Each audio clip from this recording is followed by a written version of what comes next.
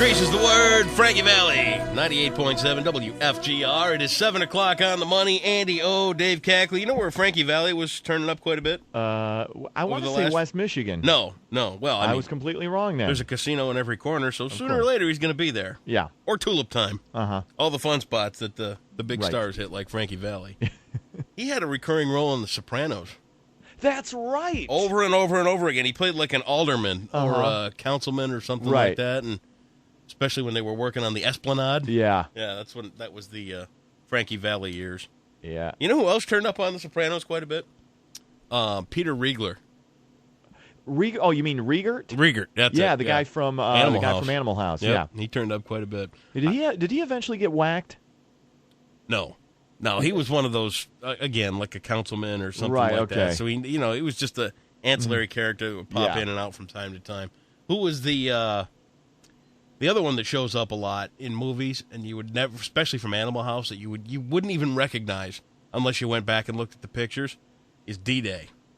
Yes, he is everywhere. Yeah. Bruce McGill is his name. He's everywhere. I know. He shows up on TV shows. Very successful post-Animal House career. Big time. Yeah, Otter's. You occasionally see Otter pop up too. I remember he played the vice president in The West Wing, and then you see, of course, he was in Fletch. Yep. Of course, but that's going way back to the mid-'80s. But then you got Tom Hulse, who went on to be Amadeus. That's right. Which was a big. Did he die? No. Or is he just okay? No, he just kind of drifted off into nowheresville. I think he came out of the closet not too long ago. Huh? Too, I believe. Tom Hulse. No. He's gay. Yeah. You didn't know that? I kind of you kind of got that vibe off him in Animal House anyway. I didn't really. No. I did. With the one line that got it from me was, "Can I buy some pot from you?" Yeah. Can I buy some pot when he said that, you? I thought, okay, I think he's gay. Really? Yeah. I just I got that vibe once again. Well, not positive sure enough. or negative. Just. I got nothing against the guy. No, yeah, sure enough, in Seattle in 2008, he came out as saying he's openly gay. Okay, so it came out a little longer ago than I thought. Yeah, there you have it. He's gained a ton of weight, too. He's huge. Really? Yeah. He's big dude. Yeah. Oh, you know what? I think I did see a fairly recent picture of him. Yeah, well, I'm not one to throw any stones or anything like that. But yeah, D-Day. And then, you think, John Belushi, did he have a shelf life? Would he have still been? That's hard to say. He wasn't he never did any stand-up comedy. He did obviously a lot of sketch work. His film career outside of the Blues Brothers and Animal House, which were two, great roles. He did this movie called, I think, Neighbors was the last movie he did. It was really dark, wasn't it? I want to say it was kind of a dark comedy. Yeah. He did 1941. 1941, which that was like one of Spielberg's only flops. Yep. That just didn't do it. I remember my brother going to see it. Yeah. I never saw it. I just wonder if he would have had any staying power. I wonder if he would have. Would he have had, what you're saying is, would he have had a Chris Farley-esque career? Well, no, what I'm saying is, would he have been able to make a transition and do things like Bruce McGill does? Oh, like...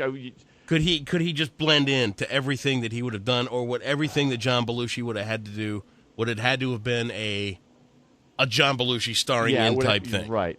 I think he was talented enough to where he could have done some dramatic roles. Yeah. I think he could have done that. Yeah.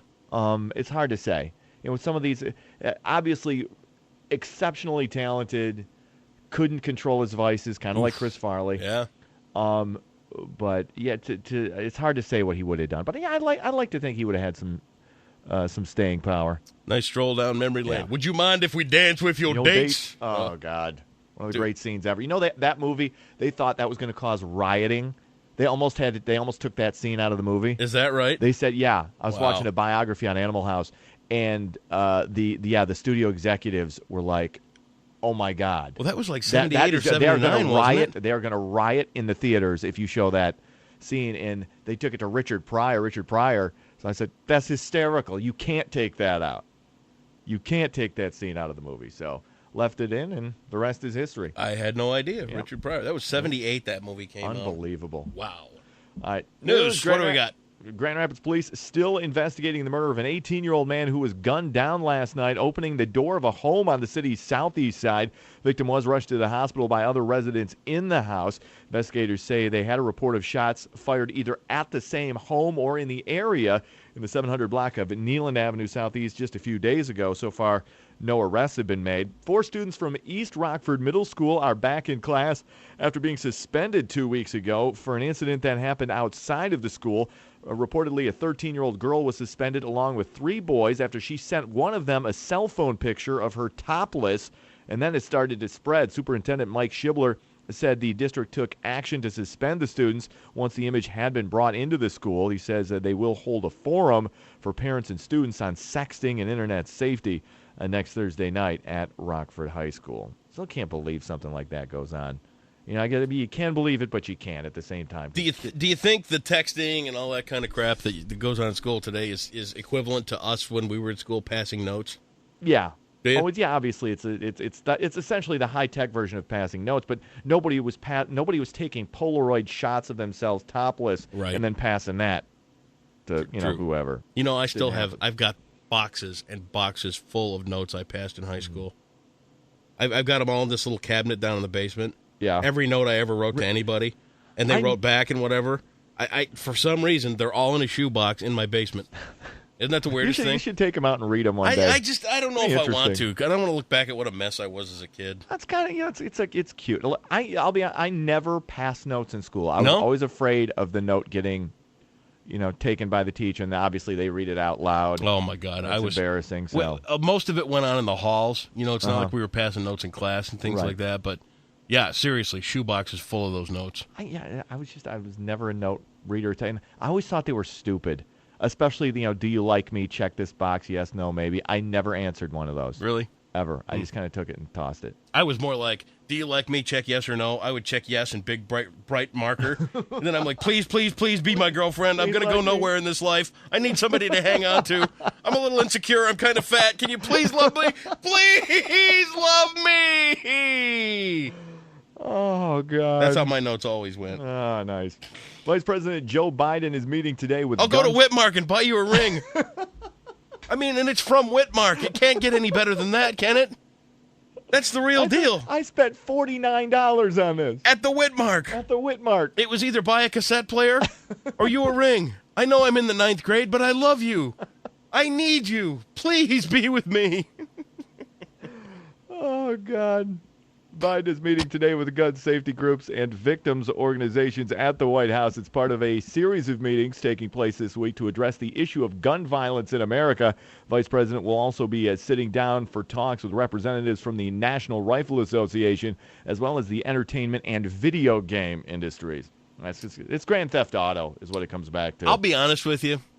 I do think that there's some credibility lent through the video game industry. It's very small extent. Very, very small. But the fact is that these things are graphically violent. They're unbelievable. And they put you in control of the death and destruction. It's not like you're just sitting there watching it. Right. And again, I'm not saying that every kid's got to have games pulled away from them and things like that. But you know what? They're pretty unbelievably violent. Yeah. Some of these games. They really are. I disagree with that, but what share of the responsibility they shoulder? Just the parents. I mean, it's on the parents. Yeah. If you've got kids that are, you think shouldn't be playing games like that, don't let them play them. Yeah. And once again, then that goes back to the mindset of the kid, too. Right. So, which again is formed by the parent. Right. Yep. No question. There may be no U.S. troops stationed in Afghanistan after 2014. That's just one of the talking points on the table ahead of Afghan President Hamid Karzai's visit to the White House on Friday. The U.S. Deputy and National Security Advisor Ben Rhodes says it's an option that's under consideration. And more than 250,000 illegal immigrants in Illinois will soon have the right to drive legally. The State House of Representatives has approved the issuance of temporary licenses for undocumented immigrants. Everyone who applies for a temporary driver's license will have to carry car insurance. Otherwise, the license will be invalid. I don't know. Stupid. Seems really dumb. It is. It's ridiculous. News is brought to you by Gun Lake Casino. Win $100,000 prize packages at Gun Lake Casino. Win chances and cash every Sunday and Thursday in January. Win cars, a vacation, luxury watches, and more. The Golden Ticket giveaway only at Gun Lake Casino. That's the news on 98.7 WFGR.